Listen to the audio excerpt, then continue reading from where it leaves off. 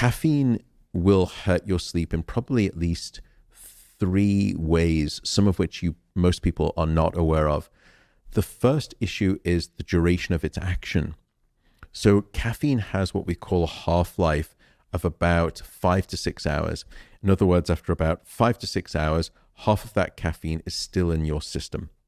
What that means is that caffeine has a quarter life of somewhere between 10 to 12 hours.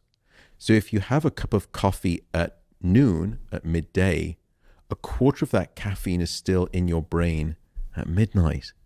So having a cup of coffee at noon, and it's hyperbole in truth, probably, or it's a little bit hyperbolic, but it's almost the equivalent of a coffee at noon is the equivalent of, tucking yourself into bed, and just before you turn the light out, you swig a quarter of a cup of coffee and you hope for a good night of sleep, and it's probably not going to happen. So that's the first thing to keep in mind, is the timing of caffeine.